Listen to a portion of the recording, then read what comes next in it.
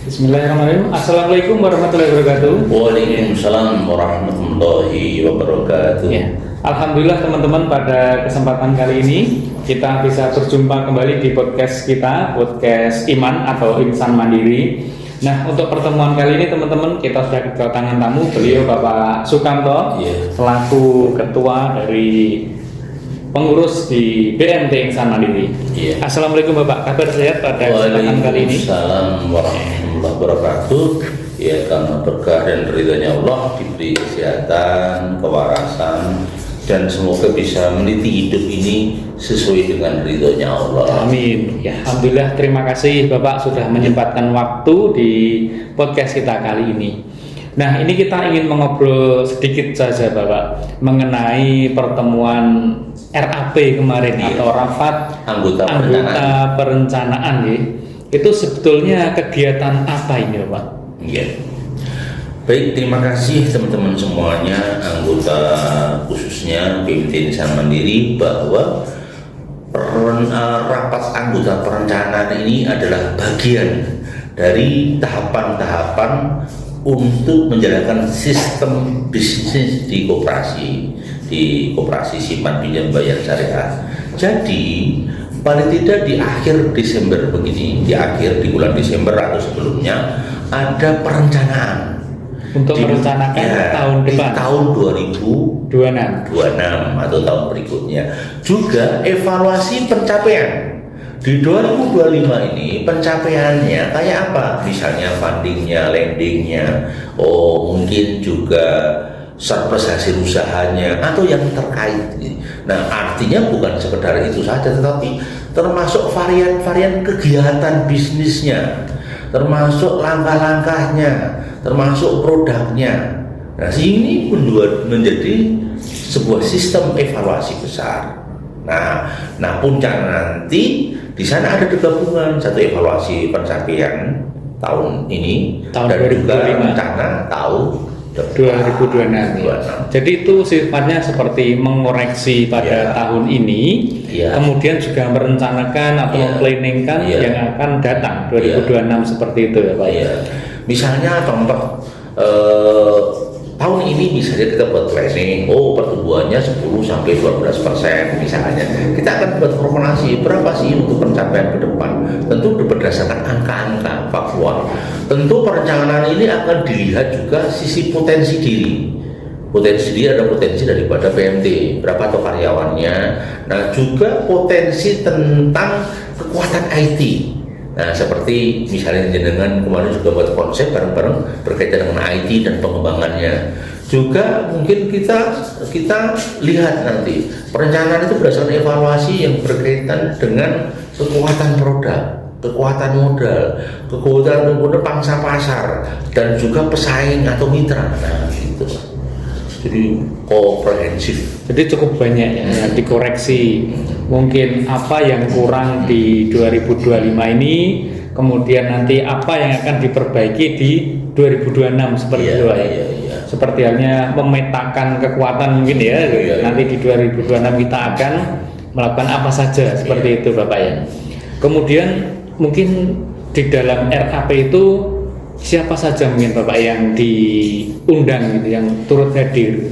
Biasanya yang kita undang adalah konsep keterwakilan ya, tentu biasanya kami selain anggota pengelola juga anggota pengurus dengan anggota lainnya dengan sistem keterwakilan termasuk SK utama.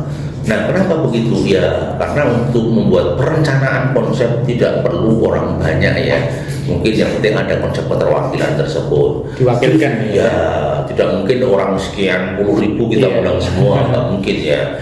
Karena pada dasarnya justru RAP atau rapat anggota perencanaan ini adalah mencari titik strategis, langkah strategis di tahun 2026. Contoh misalnya begini, tahun 2026 ini adalah tahun milenial. Maka mau tidak mau semua lembaga keuangan harus integrated ya, terintegrasi dengan sistem informasi dan komunikasi. Itu yang pertama. Yang kedua, melihat tahun kemarin itu banyak kebijakan regulasi pemerintah yang mencermati harus bahasanya closed loop bukan open loop. Kalau closed loop kan koperasi dari anggota untuk anggota. Maka mau tidak mau kita harus menyiapkan sistematika yang dimana kita hanya layani anggota. Jadi anggota dulu baru dilayani. Kemudian konsep bagaimana tahun 2026 itu menyiapkan konsepnya begini Mas. Pada lembaga BMT Insan Mandiri pada omset tertentu, demikian juga dengan BMT yang lain, itu nanti harus lewat akuntan publik KAP. Nah, setelah muncul KAP menunjukkan identitas kesehatan, baru nanti penilaian kesehatan Penkes. Setelah Penkes, hati-hati, semua lembaga keuangan yang belum OSS harus OSS, izin yang baru yang berbasis online. Belum lagi nanti kerjasama dengan pihak lain, misalnya BUML, misalnya begini. Di lembaga keuangan tidak boleh ada menjadi sarang-sarang koruptor, sarang menyembunyikan aset, menjadi money laundering, tidak boleh. Uang ya, tidak boleh, gitu. Jadi pendaftaran regulasi, kemudian lagi pengurus seperti kami ini kemarin kebetulan UKK ya, kompetensi. Kebetulan kami 6 orang, alhamdulillah lulus. Nah, lulus artinya apa? Yang kompetensi bukan hanya manajernya, ya pengurusnya, ya manajernya. Artinya sebenarnya pemerintah itu bertindak hati-hati banget menjaga kelangsungan koperasi di Indonesia. Nah, seandainya ada oknum-oknum koperasi yang belum menjalankan sistem dari pemerintah, dianjurkan, dipaksa mentaati aturan yang ada. Maka itulah pentingnya RAP sebenarnya menjadi tonggak lompatan ke masa depan, gitu Mas. Kemudian ini Pak, jadi sebetulnya sangat banyak ya rangkaian pada RAP kemarin itu membahas banyak hal, kemudian langkah-langkah strategis ke depan juga seperti itu. Nah, mungkin teman-teman ini juga ingin tahu Bapak, kira-kira nanti di tahun 2026 itu langkah apa ini yang akan dilakukan oleh lembaga kita yang tentunya berkaitan dengan publik seperti itu? Iya. Jadi yang pertama begini Mas, kita ini akan melihat konjungtur waktu. Konjungtur waktu itu gini, ada 8 tahunan, ada 20 tahunan. Maksudnya begini, setiap sektor bisnis itu ada konsep kayak roda itu. Wong Jawa ngarain roda cokro manggilingan. Ada perputaran bisnis. Contoh misalnya begini, jangan cermati. Sekarang itu kemarin saya dikabari, saya kan mantan penyiar radio di broadcast. 3 radio kami sudah puput, tidak on air, seperti misalnya radio Ramakusala, kemudian radio Suara RPM, terakhir radio Ria, juga sudah off air. Artinya bahwa sekarang bisnis radio off, bener-bener off. Maka kehadiran radio itu sekarang masih ada muncul televisi. Bisa juga kemungkinan ini ratingnya agak mulai turun. Televisi mulai menurun. Iya. Sekarang kekuatan di Android, Pak. Jadi di dunia di tangan ini. Bergeser ya. Mau medsos apa ini? Di sana ada. Ibaratnya sekarang ada kecerdasan yang buatan. Sampai butuh apapun ada, jawabannya ada. Dan sampai ngerti tidak? Sekarang bisnis yang hilang salah satu itemnya apa? Perpustakaan, Mas. Sudah tergantikan dengan digital ya. Nah, saya pernah cerita dengan berita pada Mas Saiful. Dulu di dunia telekomunikasi saya zaman dahulu kentongan berkembang jadi horn itu di musola toa ya. Berkembang di sana ada pager, start radio panggil katakan kayak bentuknya kotak. Jadi seperti SMS saja. Terus sampai dulu kalian telepon koin. Iya. Nah, berkembang kemudian telepon pulsa.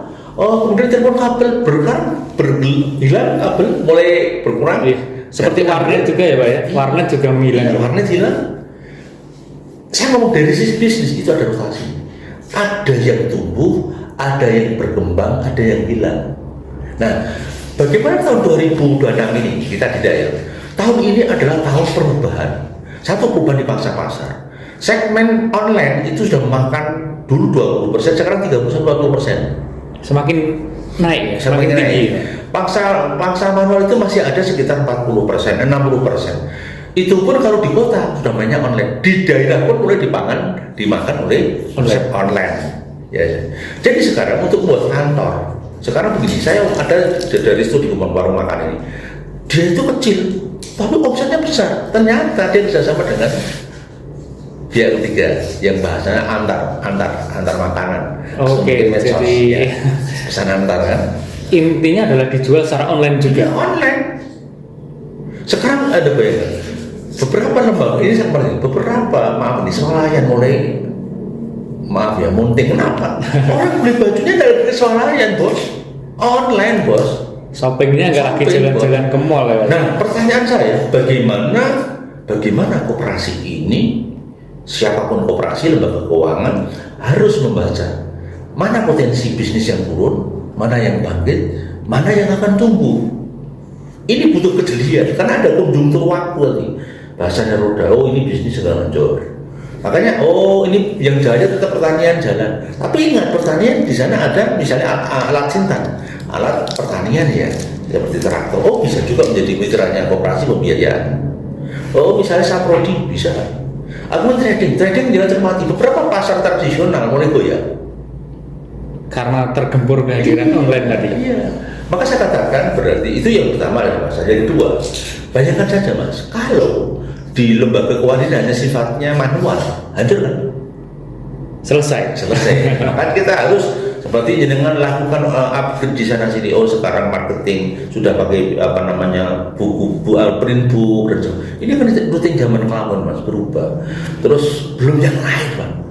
Jadi jenengan cermati yang berubah itu perilaku, bisnisnya, produknya, kemudian tata kelolanya, IT-nya, mindsetnya, pasarnya juga berpindah. Iya. Itu pentingnya RAB di situ. Gitu, Bos. Jadi menyusun langkah strategis bahwasannya yang akan dilakukan oleh lembaga kita ke depan di 2026 adalah bagaimana nanti menata dan mengikuti perkembangan zaman seperti itu Pak ya. Bahwasanya saat ini sudah semakin go digital seperti itu. Nah itu tentu kita juga harus mengikuti langkah-langkah seperti itu ya Pak ya. Jadi digitalisasi itu tidak bisa ditolak seperti banjir informasi. Hanya saja satu hal, ada sesuatu yang tidak bisa terbaca, ada sesuatu yang tidak bisa dibatasi. Namanya kuasa Tuhan, kuasa Allah. Contoh kasus banjir gimana itu kemarin di Aceh dan Sumatera, hancur udah. Selesai banyak sekali saudara-saudara kita yang kan? Luar biasa terkena banjir ya. Kita turut berduka cita melihat saudara-saudara kita di sana yang luluh lantak dan terkena musibah yang cukup membebani saudara-saudara kita. Jadi kalau sudah begitu, kita tidak bisa bisnis. Kalau situasi seperti itu, nggak mungkin bisnis jalan.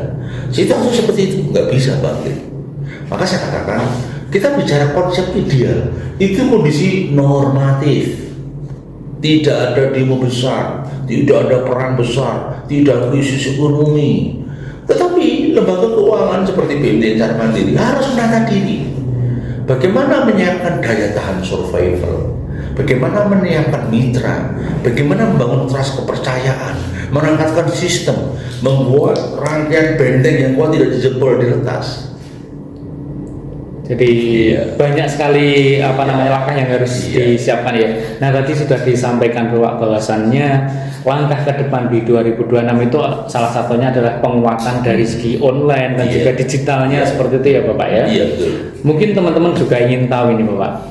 Ya beberapa saja mungkin ya, apa saja ini yang sudah disiapkan secara internal ataupun eksternal dari lembaga kita mengenai digital tadi Bapak. Apakah hanya keluarnya saja seperti penggunaan alat-alat digital atau juga ada hal-hal yang ke dalam seperti penataan aset yang secara digital dan sebagainya seperti itu Pak. Jadi begini, kalau hal teknis Mas Saiful lebih paham ya karena jenengan menguasai bidangnya, jenengan termasuk bahasanya pakarnya di BMT Insan Mandiri.